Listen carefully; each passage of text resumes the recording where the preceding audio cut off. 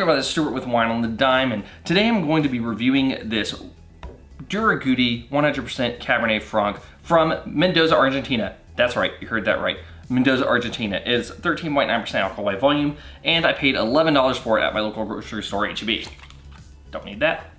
So, I'm going to be drinking this wine while enjoying a nice ribeye steak with some what I call beet steaks, like really thick cut beets that have been roasted for a long time. And then I'm gonna put that on top of arugula, and I'm making a goat cheese herb sauce to go on top of all of that.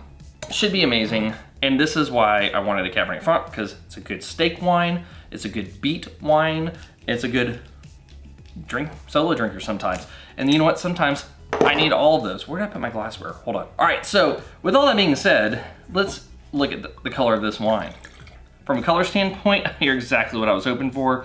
You are a medium purple, no artifacts, no cloudiness. All right, so from a nose standpoint, I'm getting plum, I'm getting blackberry, I'm getting a little bit of blueberry, I'm getting a touch, just a touch of chocolate. There's also a slight herbal note to this wine. Almost like it has like thyme mixed in with it. I'm not getting any pyrazine out of this though. So I'm not getting any of those bell pepper notes or jalapeno that some people get. I am getting a slight dried grass though. And maybe a little bit like sweet tobacco. But just really nice, kind of big, bold, fruity wine. Oh, nose intensity is medium plus. How does it taste? Full body wine, medium alcohol, high tannin. Also, medium plus acid. Really nice acid on this wine. That fruit intensity really pops out. The first thing I notice on the palate is the blackberry, and then kind of followed by that blueberry and then plum, and then a little bit of like a black cherry note at the end. The secondary aspect of that with kind of the hay, it's just all the way through. The tobacco pops in about around the mid palate and goes away until almost the very end of the finish, and then it pops back in and says hi again. Overall, this is not a bad wine. Oh, and the finish is a medium plus finish. This is not a bad wine. It has this really nice, well, I'm about to get into the blick, so let's just get into the blick. So from a balance standpoint, I think you're in balance. And here's what I was about to say.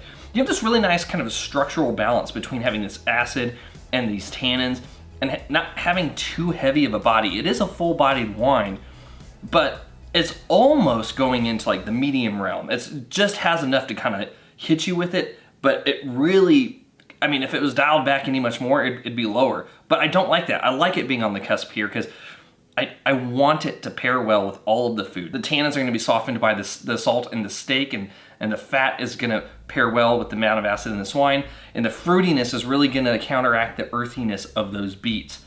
I'm really quite happy with this balance, and I did a damn good job picking this wine. So pat on the back and full point. In terms of length, medium plus finish, half a point. Intensity, medium plus on the palate, medium on the nose, half a point. And in terms of complexity, I am getting primary and secondary, not getting any tertiary, so half a point. In the end, I'm going to give you, well, what am I going to give you? This is a hard one, because sometimes I really like the fact that Cabernet Franc has that pyrazine element to it. Then also, I kind of like the fact it doesn't, because it would really kind of screw with my food tonight. So I'm going to say this. If you are a fan of the pyrazines, this is a good. If you are a fan of pairing this with beets and steak in about, I don't know, an hour, yeah, this is a very good wine. It just depends on what you're going to be doing with this. I would also consider this wine a solo drinker if you are someone who also doesn't mind solo drinking a bunch of tannins. I'm okay with that because I do it a lot. But for some people, that might not be your kettle of fish. Is that how it goes? Anyway, this has been Stuart with Wine on the Dime. If you liked today's video, please like, subscribe, and comment. Have you had the Durigutti Cabernet Franc from Mendoza, Argentina? I'd be interested to know if you have. Leave a comment below, and I'll see y'all again soon with another episode from Wine on the Dime. In the meantime, I gotta get downstairs and get to cooking, because the wife gets hangry.